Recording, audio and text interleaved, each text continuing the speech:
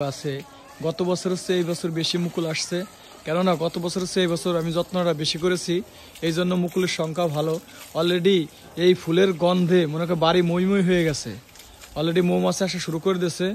এই যে আমরা দেখেন যে প্রতিনিয়ত গাছের গোড়া খুঁজে পানি দিচ্ছে এই কারণে যে যদি গাছের গোড়ায় রস থাকে তাহলে পরে গাছের এইটা মুকুলটা ধরবে কম, ফলটা গুটিটা থাকবে বেশি।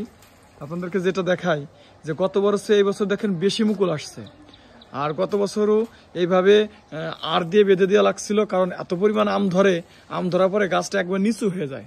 তাই এবছর আম ধরার আগেই একেবারে শুরুতেই আমরা এই আরটা বাঁশ দিয়ে আরটা বেঁধে দিয়েছি, এইখান থেকে শুরু করে এইভাবে, যাতে আমটা ধরার পরে নিচে হেলে পড়ে না যায়। আপনারা জানেন যে থাই বানানা মুকুলটা খুব দ্রুত আসে এবং আমটা একেবারে শেষের দিকে যায় পাকে। এই আমের বিশেষত্ব হচ্ছে মিষ্টিটা খুব ভালো, পাশাপাশি ভিতরে যে আটিটা থাকে আটিটা খুবই ছোট চিকন হয়। সেক্ষেত্রে এই আমের চাহিদাটাও বাংলাদেশে ব্যাপক এবং ধরাও খুব প্রচুর এবং ভালো একটা দাম আছে এই আমের, কারণ শেষের দিকে যেহেতু ওটা আমের চাহিদা থাকে। এই আম 150, 200 এবং 300 টাকা পর্যন্ত বাজারে বিক্রি হয়।